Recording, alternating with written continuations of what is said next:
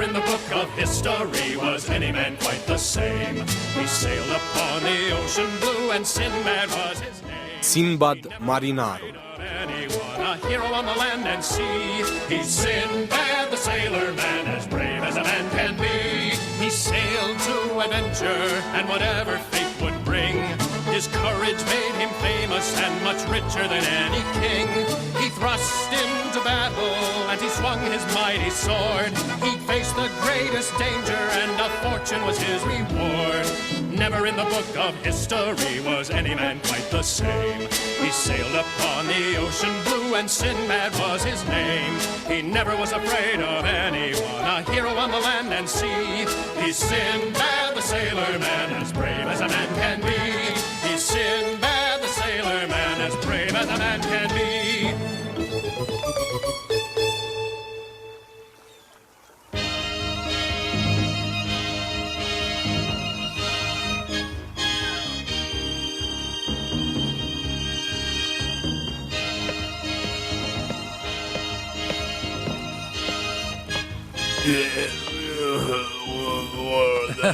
Nu te teme, Habib, răul de mare va trece. Sunt sigur de asta, stăpâne Sinbad. Întrebarea e dacă va trece înainte să trec eu pe lumea cealaltă. Hai de lângă balustradă, servitorul meu credincios. Nu-ți face bine să te holbezi la apă. Am o presimțire rea în legătură cu aventura asta a ta. Mi-aș fi dorit să fi avut această presimțire înainte să cheltuiesc averea tatălui meu pe această călătorie. Nu contează. Am luat o decizie bună. Această călătorie îmi va spori averea de 100 de ori. Pământ! Văd pământ! O insulă, capitane! O insulă!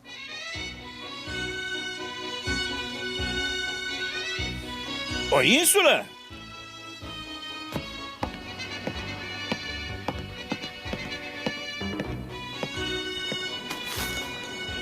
Eu nu știu să existe vreo insulă în marea asta.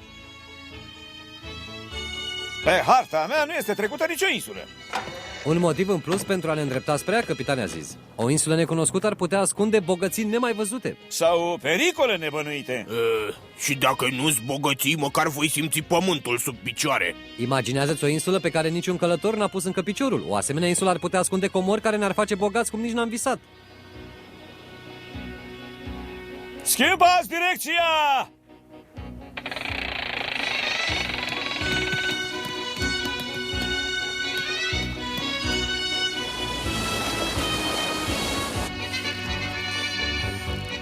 Mergem spre insulă. Vom reclama această insulă pentru califul Bagdadului, dar insula va purta numele meu. Este așa cum spui tu.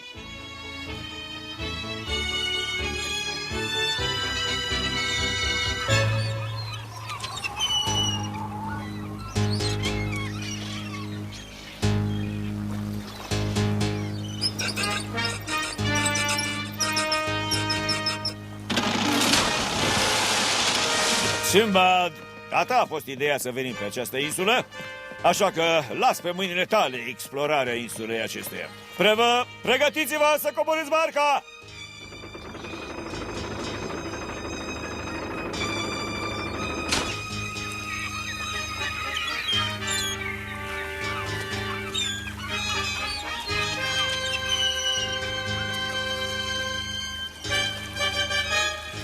Navighez pe mări de 20 de ani, dar n-am văzut niciodată o insulă ca asta. Ce ciudat, pe mal nu e pic de nisip.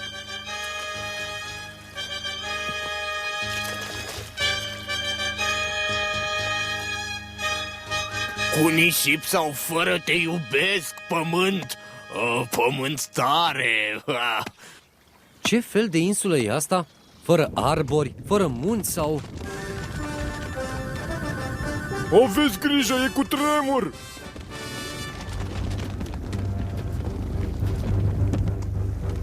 Pregătiți-vă să ridicați ancora! Sinbad, întoarce-te pe corabie! Trebuie să plecăm de aici imediat!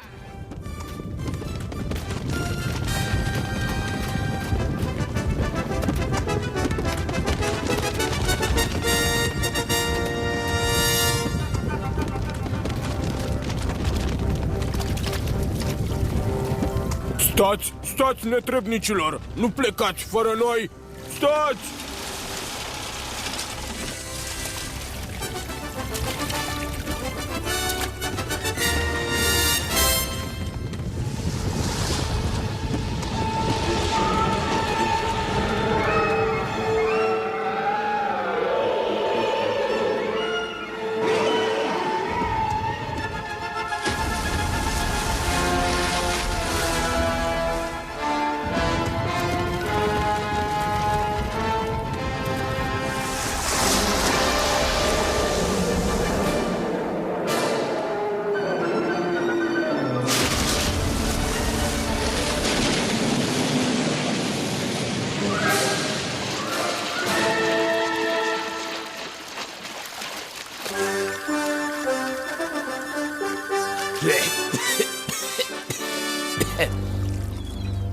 Monstrul mării a dispărut.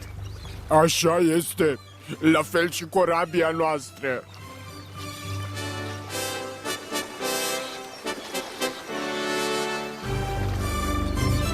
Ai de ce să-i condamni? Eu unul da, stăpâne. I-aș condamna. Cum pot să ne lase aici să ne înnecăm? Blestemul să pice pe voi și pe familiile voastre. Fie ca 1000 de viespi să vi se așeze pe picioare în timpul nopții și să vă înțepe. Fie Nu te ca... mai obosi, Habib. O să avem nevoie de toată tăria noastră ca să supraviețuim. Tot ce voiam era să simt pământul sub picioare pentru câteva clipe și acum uite unde am ajuns. Nu te mai văita atâta. Cel puțin marea nu înșeală niciodată. Dacă avem noroc, curenții ne vor purta către o altă insulă. Și dacă ne avem noroc, monstrul mării se va întoarce și ne va mânca pe amândoi.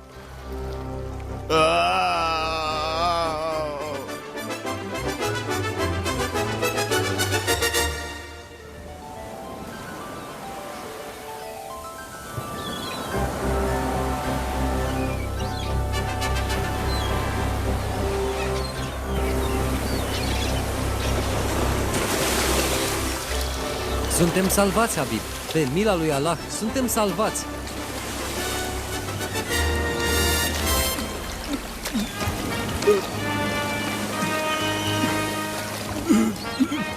Dacă asta înseamnă să fii salvat, Poate ar fi mai bine să pierd.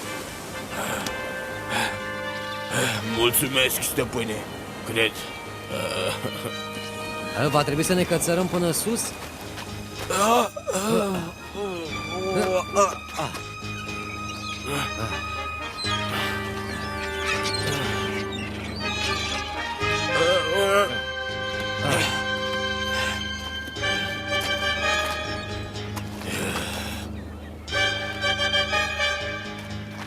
Primul lucru pe care trebuie să-l facem e să găsim ceva de mâncare. Minunat! Eu aș vrea niște miel fript, un castron de smochine cu câteva curmale pe margine și pentru desert cred că ar fi potrivit niște... Gata cu prostiile, Habib. Va trebui să căutăm ceva de mâncare.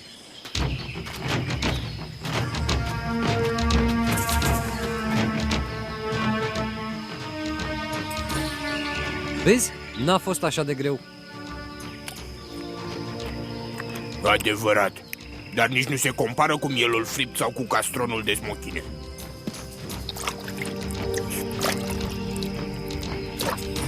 Trăim, am mâncat pe săturate și ne-am potolit și setea. Ar trebui să fim recunoscători.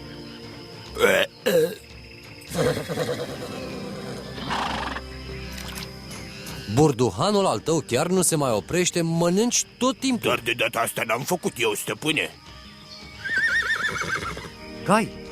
Unde sunt cai, sunt și oameni. Așteaptă-mă și pe mine, stăpâne.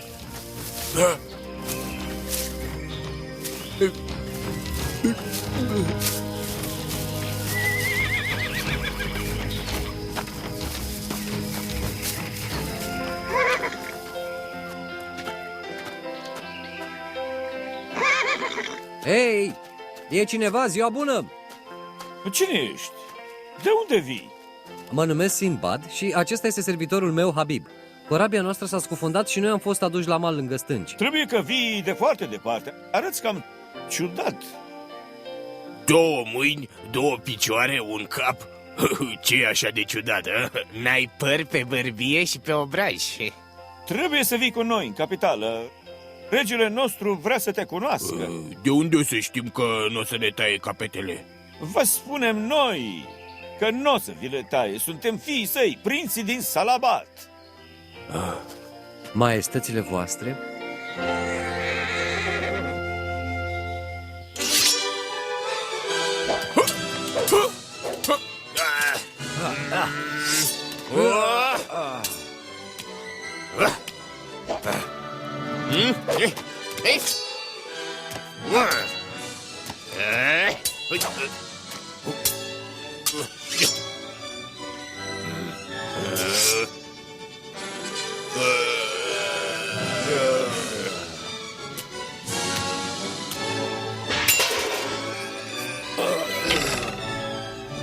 bravo! Ho, ho! Excelent, bravo, bravo!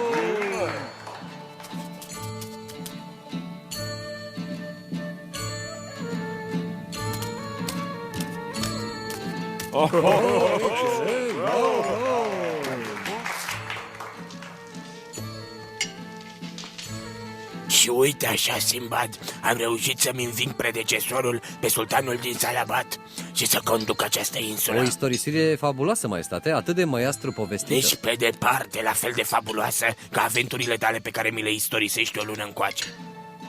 Simbad, îi faci o favoare unui om bătrân? Nu trebuie decât să-mi cereți. Dacă îmi stă în putință, vă voi ajuta. Cu siguranță. Am ajuns să te îndrăgesc și nu pot suporta gândul de a te vedea plecând din Salabat. Te rog să o iei de nevastă pe fiica mea, Nefir, ca să rămâi până la moarte în regatul meu și să nu te mai gândești la Sunt casa onorat, ta. mărite rege. Dați de știre în tot regatul că Simbad o va lua de soție pe fiica mea la următoarea lună plină.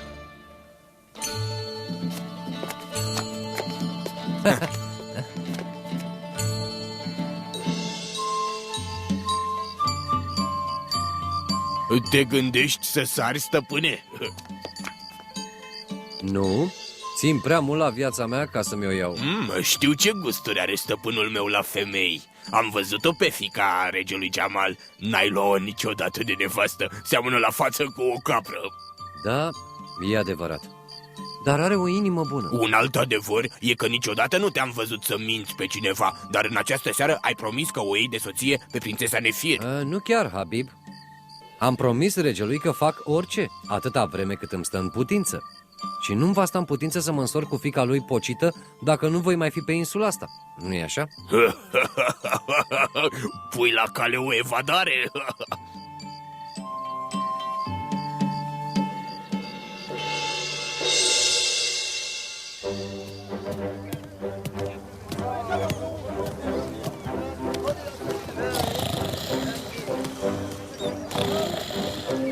Trezește-te, Habib.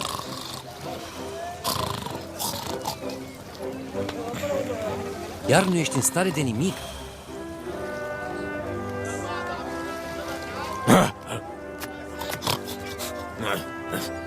Mii de iertări, stăpâne milos. Faptul că m-am născut noaptea face ca diminețile să fie de neîndurat. Stăpâne, ce-mi cerusești să fac? Te rugasem să-i pândești pe soldații regelui Jamal. Da, așa este. Păi n-am văzut niciunul până acum. Normal că n-ai văzut. Ai dormit până acum. Stăpâne, dă-mi voie să-ți spun ceva. Nu văd în ce fel ne ajută să plecăm din Salabat plimbatul prin port, la răsăritul soarelui printre atâția oameni. Stăm aici și așteptăm sosirea unei corăbii. Poate acum vei înțelege.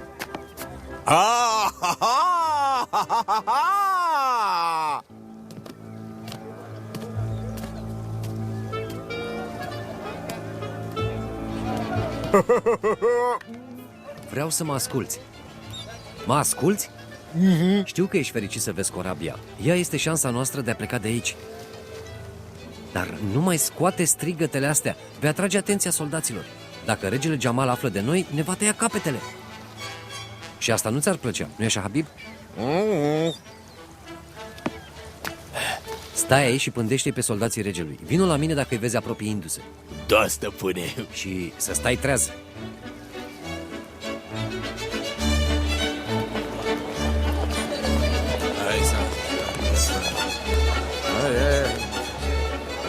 Aveți grijă la cuferele alea, camarazi, dar nu vreți să stricați mărfurile noastre. Te refer la mărfurile mele. Te rog să mă ierți, domnule, aceste mărfuri nu sunt ale tale. Atunci ale cui sunt?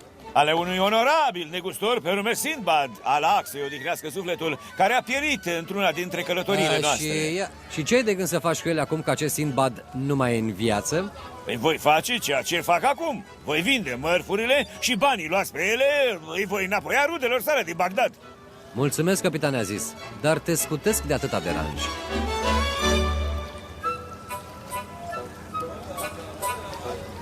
Sindbad! Chiar tu ești! Trăiești! Oh, nici nu te-am recunoscut! Ce haine ai! Oh! Mă aflu aici de când am dat peste monstrul mării. Mi-e teamă că voi fi nevoit să rămân aici, asta dacă nu pot conta pe ajutorul tău. Sindbad! Pe poți conta pe mine pentru orice, prietene!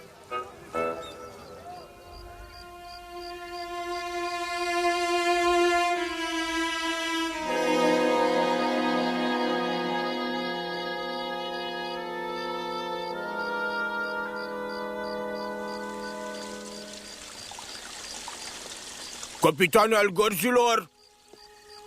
Capitane al gărzilor! Vorbește încet, servitorule! O să trăzești tot palatul cu regele tău de măgar! Am venit să-ți aduc un mesaj din partea regelui. Ce mesaj? Trebuie să trimiți 4 soldați în sala tronului să care 2 cufere cu daruri până la capitanul Aziz. Cufere? Care să fie cărate la ora asta târzie? E ceva ciudat aici, nu înțeleg. Nu sunt eu cel care pune la îndoială poruncile regelui. Eu sunt un simplu servitor. Am să-i spun regelui ce mi-ai zis. Poate o să vină aici să-ți explice chiar el. Nu, stai, așteaptă, stai puțin. Vrei să trezești tot palatul? Da, ai dreptate, bunule servitor. 4 soldați care să care 2 cufere, ziceai, și să le ducă la capitanul Aziz? Așa a poruncit regele. Voia-i se va împlini. Ați auzit porunca? Strângeți 4 soldați și trimiteți instalatorului după cufere. Haide! Acum înțeleg de ce te-au numit capitanul gărzilor.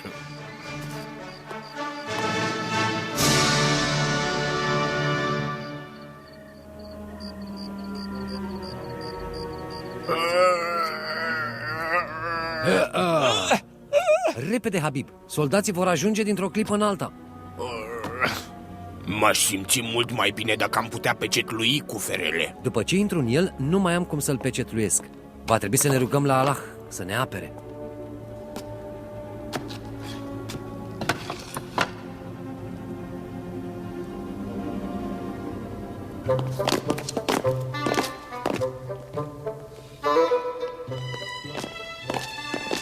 E prima dată când intru în sala tronului.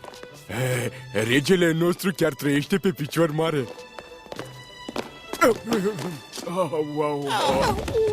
Vrei să fii atent pe unde mergi, te rog?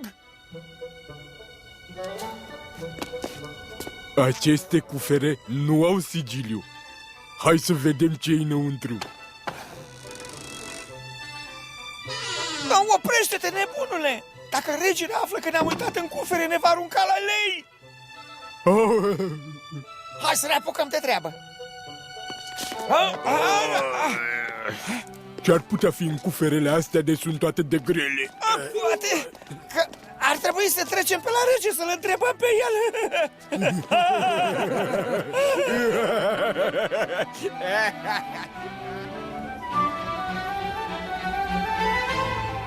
Și nu uitați să-i mulțumiți regelui Jamal pentru aceste daruri.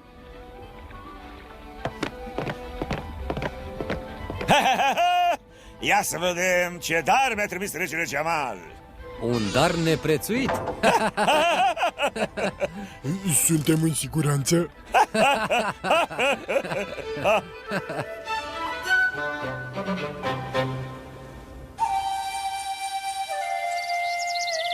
Ce?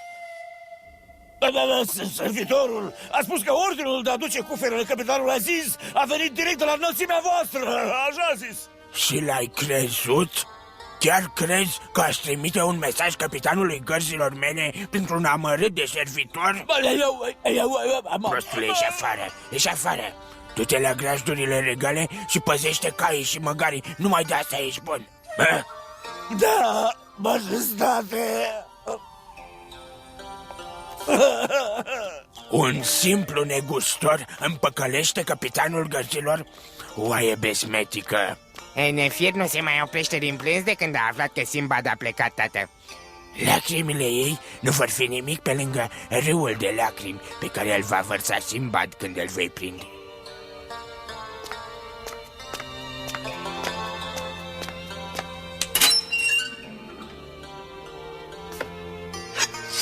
Pregătiți-mi imediat parca regală și odată cu ea 3 dintre cele mai iuți corăbii de război ale noastre. Am să-i arăt eu acestui marinar ce pățește cel care își bate joc de fiica mea.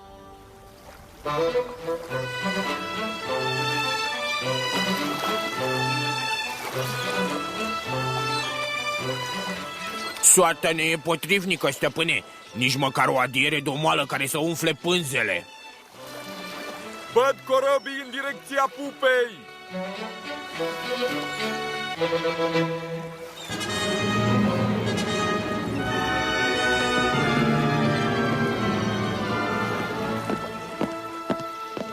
Dacă am avea și noi vâslașilor, vom ține piept corăbile lui Jamal până la ultima suflare. Nu, capitane, ești un prieten bun, dar asta este bătălia mea, nu a voastră. Ați făcut deja mai mult decât mă așteptam. Singurul lucru pe care vi-l cer este să nu-i pedepsiți pe capitanul Aziz și pe marinari. Ei n-au știut nimic de planul nostru de evadare. Nu-i voi pedepsi pe nedrept. Nu mă interesezi decât tu și servitorul tău. Duceți prizonierii pe corabia mea.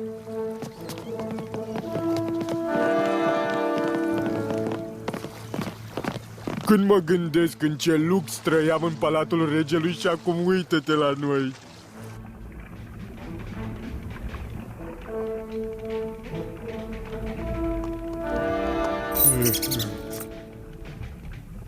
Poate n-ar fi fost chiar atât de rău dacă ai fi luat-o de nevastă pe fiica regelui cu față de câine. Cu față de capră, Habib. Și nu uita, eu trebuia să mă însor cu ea și nu tu. Ai fost un servitor bun, Habib. Îmi pare rău că te-am vărât în acest necaz. Cel puțin mai rău de atât nu poate fi. Sper.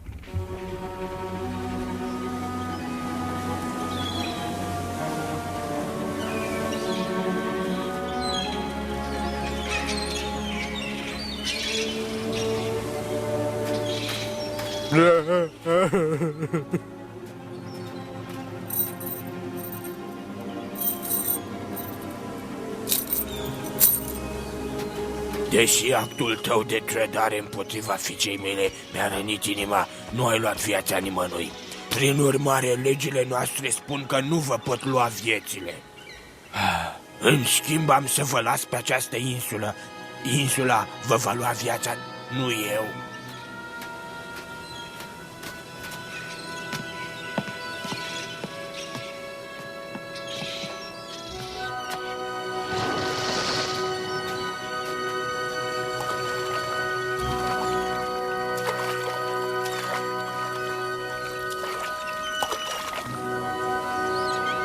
Ce crezi că voia să spună cu insula ne va lua viața? Nu știu, Habib. Vorbele lui au fost cam ciudate.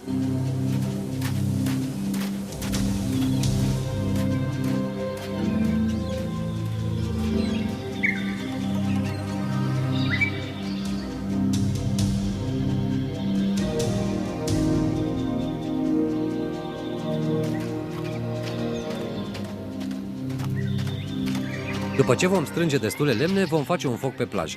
Cu puțin noroc, o corabie care va trece pe lângă insulă va vedea fumul și ne va salva. La ce noroc avem noi, va fi o corabie plină de canibali. Șerpi, șerpi. Nu mai fi prostuț, Habib. Ar fi putut fi un șarpe. Asta ce-o mai fi oare? O fi vreun fel de adăpost. Poate e adăpostul canibalilor.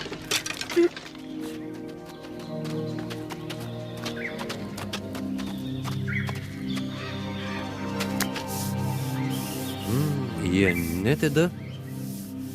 și tare ca o piatră. Nu are ușă? Ăsta, să știi că nu e un adăpost și totuși e ceva atât de ciudat. Forma e perfectă, ca și când cineva...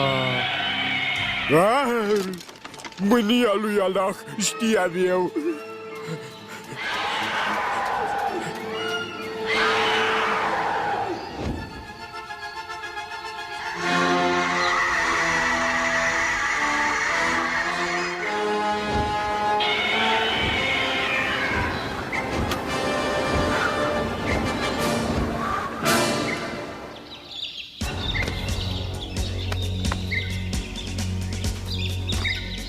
Creatura asta este pasărea Roc. E șansa noastră de a pleca de pe insulă. Tot ce trebuie să facem e să așteptăm până diseară.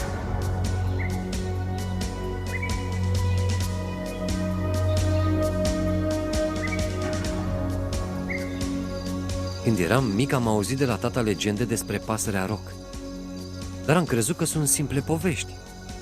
Din câte am înțeles, pasărea Roc depune ouă pe o insulă, dar trăiește pe o alta. Tot ce trebuie să facem e să ne prindem de picioarele ei și când își va lua zborul, ne va lua și pe noi. Oh, numai atâta lucru? Asta dacă nu cumva prefer să rămâi aici până dă de noi și ne mănâncă.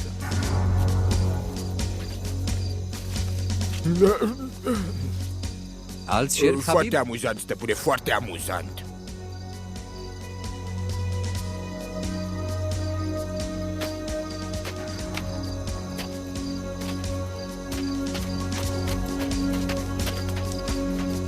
Să te prinzi bine de piciorul ei, Habib. Zborul poate fi foarte lung. Sunt sigur că niciun alt servitor de pe lumea asta nu e nevoit să treacă prin așa ceva.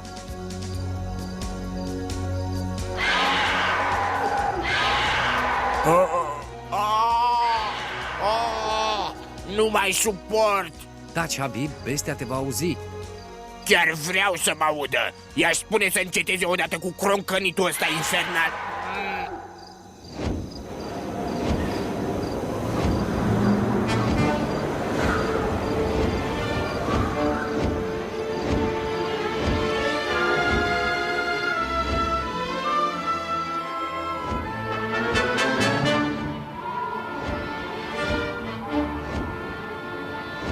Niciun alt om nu a mai văzut o priveliște ca asta. Niciun om sănătos la cap n-ar vrea să vadă o priveliște ca asta. Habib, n-ai deloc spirit de aventură.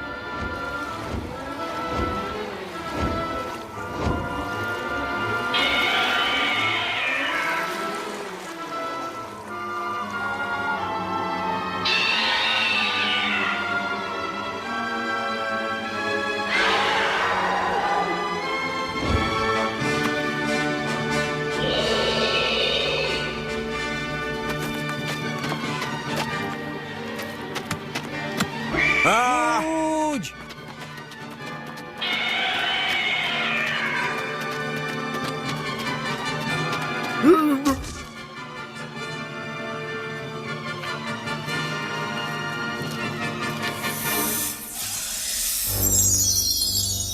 Cobra!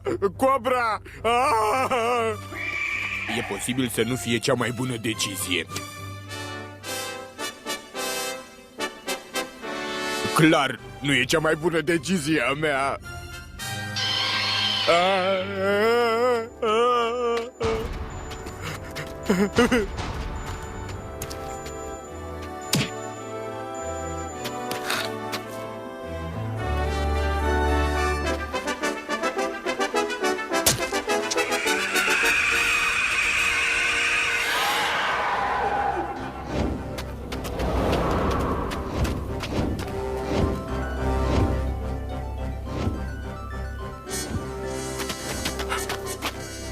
Ai alungat monstrul?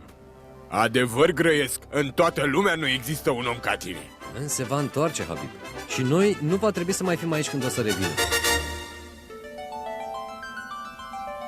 Încearcă să te prinzi de pietre, Habib. Trebuie să ne cățărăm ca să scăpăm de aici. Încerc, stăpâne, dar...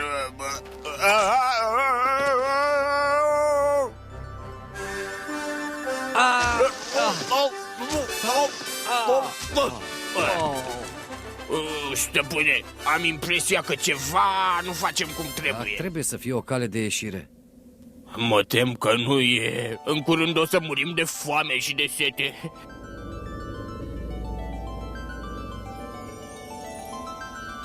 Pământul o să ia foc.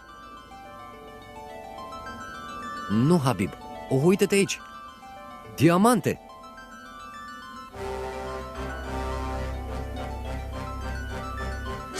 Hai, apucă-te și adună, Habib. Dar nu ne sunt de niciun folos. Te înșeli? Cu ele ne vom cumpăra libertatea.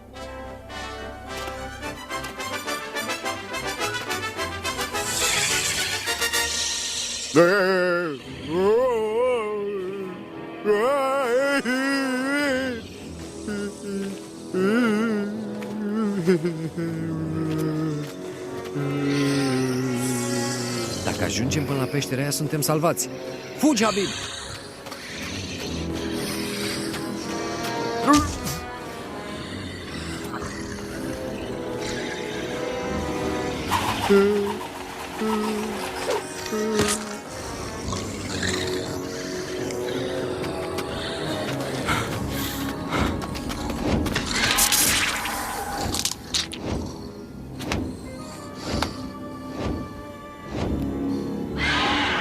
Acum știm de ce pasărea roc vine pe insula asta. Pentru o cură de șerpi.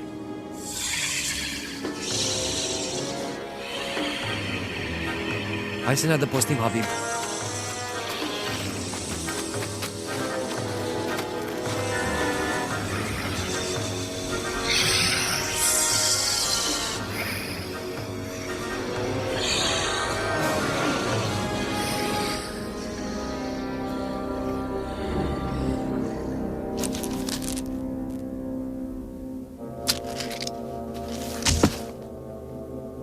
Acești saci au fost aruncați pentru a fi umpluți cu diamante. Haide, Habib, sunt oameni la celălalt capăt al frânghiilor. Nu trebuie decât să ne cățărăm pe ele și vom fi liberi. Au.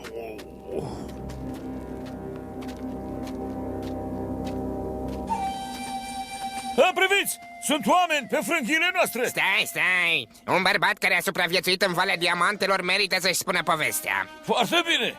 Îi vom auzi! Dă-mi un motiv bun pentru care nu ți-aș da drumul înapoi în groapă. Ai aruncat pe fundul gropii averea unui rege? Aha, trageți repede!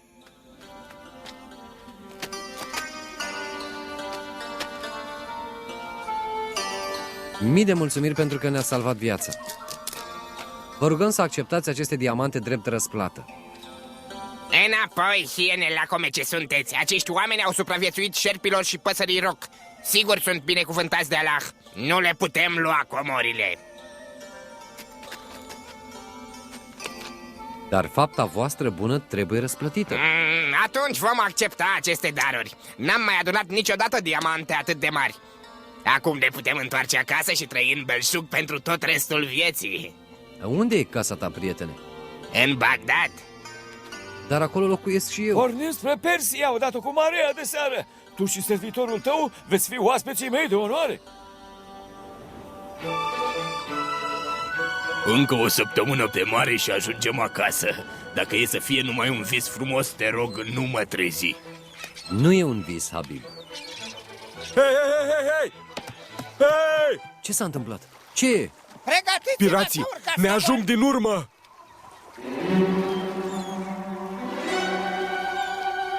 Nu e un vis, e un coșmar. Fiți pregătiți să apărați corabia. Pregătiți-vă să urcați la bord!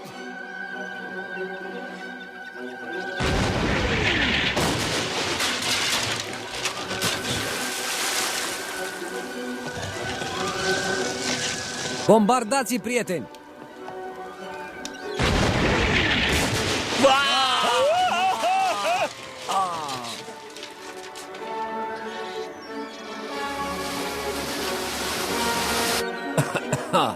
Pregătiți-vă să urcați la bord! Pregătiți-vă să urcați la bord! Miros o comoară pe corabia lor! Da!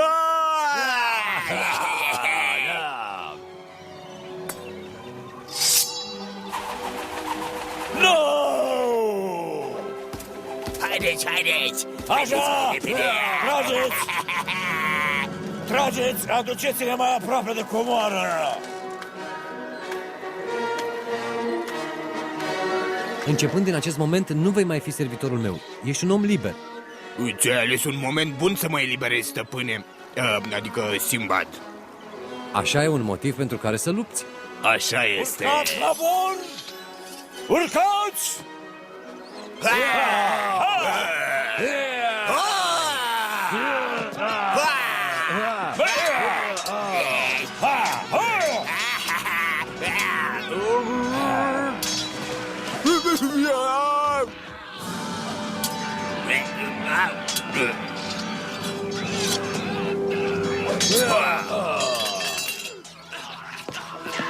Spune-le oamenilor tăi să lase săbile jos sau îți iau viața! Predați-vă, tovarăș! Mai tare! Predați-vă, tovarăș! Sunt prea mulți! Nu are rost să vă pierdeți viețile!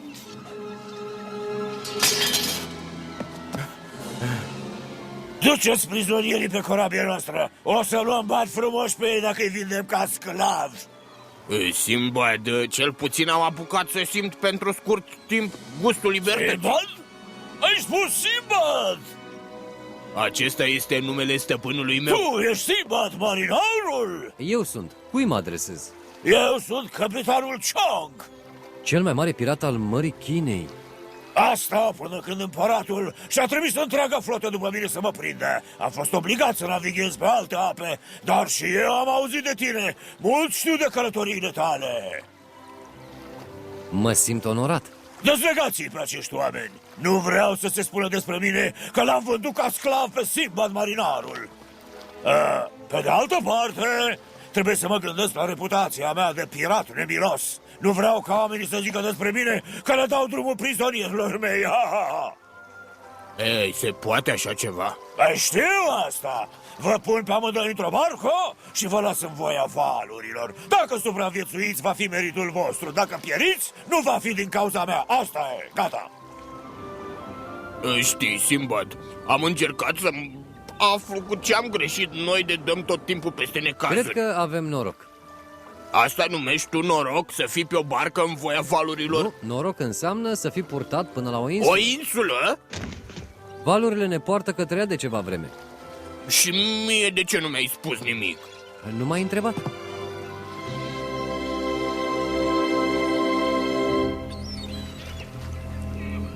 Cred că e un port bogat. Ia uite câte corăbii sunt aici. Da, în schimb, noi suntem cei mai săraci. Pirații mi-au luat toate Mă diamantele. mulțumesc cu o masă caldă și o călătorie liniștită până la Bagdad.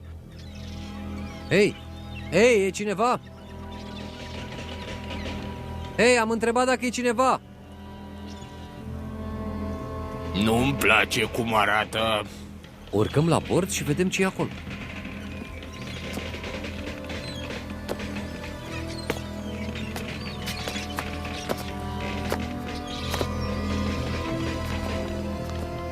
Hei!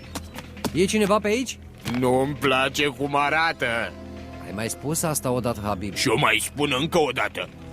E o corabie fantomă, asta e...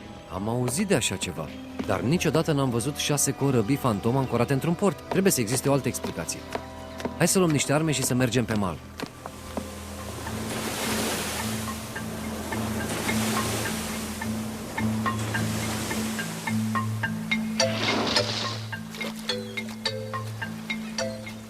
Hai la săbii cât toată armata califului. Nu mi-asum niciun risc. Și aici e la fel de liniște ca pe corabie. O să dăm noi de capăt acestui mister. Tocmai de asta mi-era teamă. În niciuna din călătoriile noastre n-am mai întâlnit o asemenea tăcere. Nici o pasăre, nici un animal, nici o insectă măcar. Ca și când le-ar fi speriat ceva.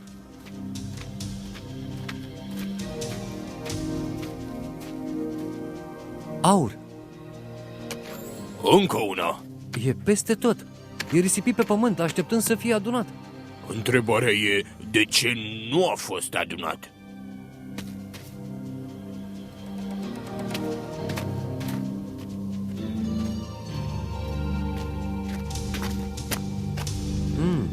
Urme. Mulți oameni au trecut pe aici. Da, dar niciuna nu duce în cealaltă direcție. Vino. Ia uite-te aici. Privirea mă înșală. Încă una. Uită-te ce distanță e între urme. Ce fel de om poate avea un așa mers? Te rog, iartă-mă că am pus întrebarea asta.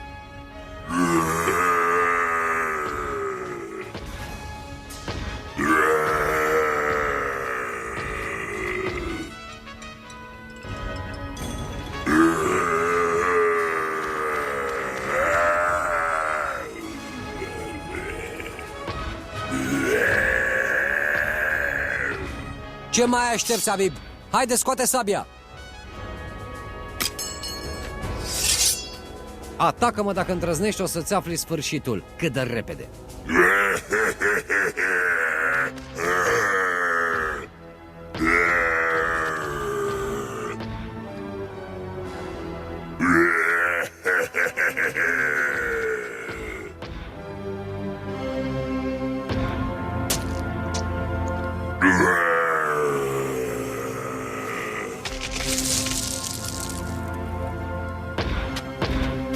Mai dă-mi o sabie, Habib.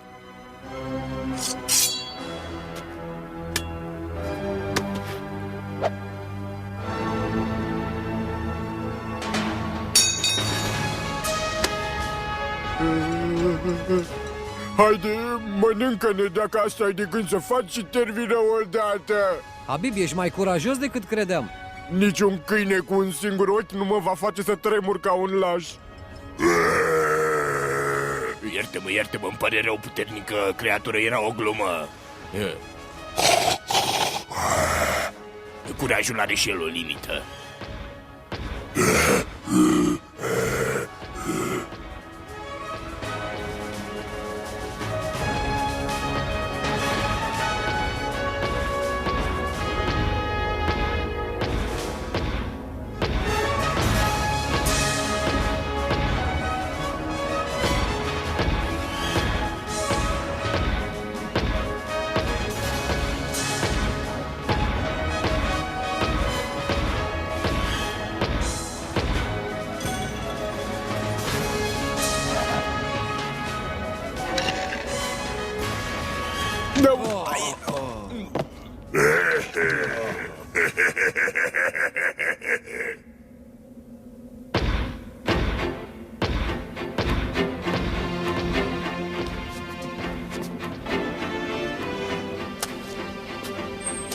Goana după aur ne-a adus aici.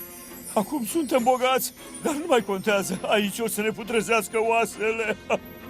Vă spun vouă că eu, Sinbad, n-am să mă las ucis de mâna unei creaturi cu un singur ochi și cu jumătate de creier. Sinbad! Chiar tu ești? Înseamnă că mai există speranță pentru noi. Întotdeauna există speranță atâta vreme cât oamenii curajoși își vor uni forțele.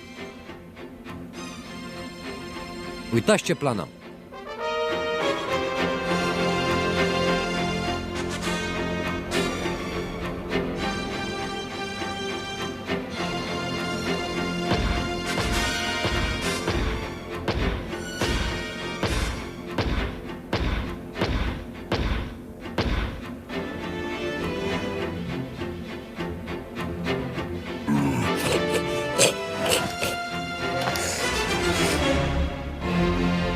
Acum, Habib!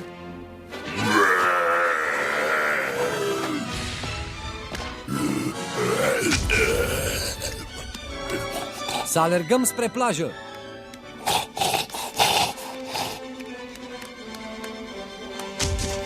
Ah, ce mă fac eu cu tine, Habib? Scoate-mă de aici, întreg, te implor.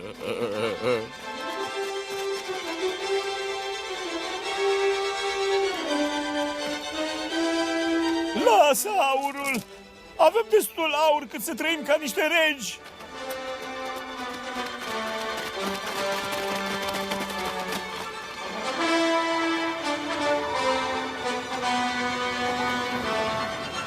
Grăbiți-vă! Viețile noastre vor fi mai în siguranță cu cât ne îndepărtăm mai mult de insula asta!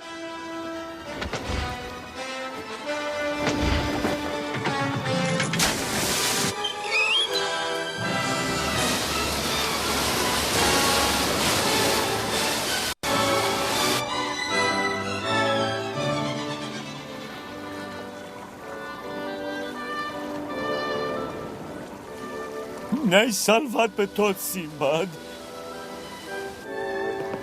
Eu zic să-i dăm lui Sinbad jumătate din tot aurul nostru. Ce spuneți, ha? Da! Darul tău e prea mare. Da, dacă n-ar fi fost curajul tău, acum n-am mai fi fost în viață. Dar să-mi dați atâta aur? Niciodată n-am îndrăznit să te întrerup, Sinbad, dar de data asta te implor să-ți ții gura și să accepti acest dar prețios. Ce înțelept e omul care și-a regăsit libertatea.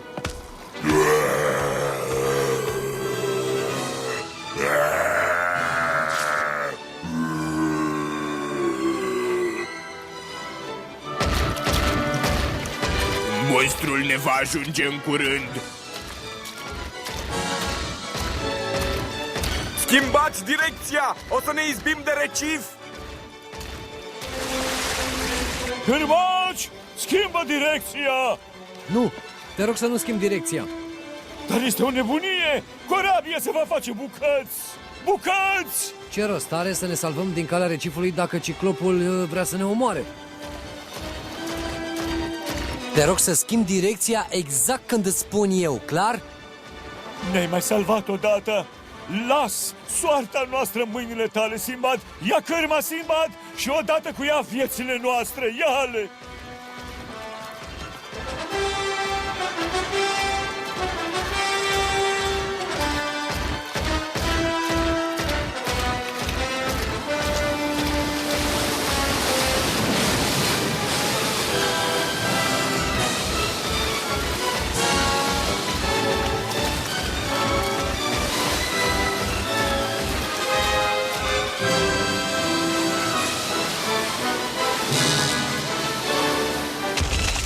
Da! Bine!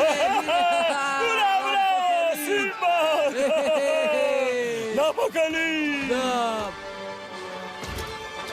Trăiască, Sinbad! Ura! Ura! Pentru Sinbad, marinarul Trăiască! cel voinic! Bravo! Și uite așa s-a ales Sinbad marinarul cu avere mare cât a califului din Bagdad. La întoarcerea sa în orașul legendar a dat jumătate din avere săracilor, iar omenirii i-a lăsat o povestire plină de aventuri fascinante care îi va inspira pe mulți peste veacuri. Dublajul a fost realizat în studiourile Empire Video Production. Au dublat în limba română Petrică Lupu, Gabriel Răuță și Marius Săvescu.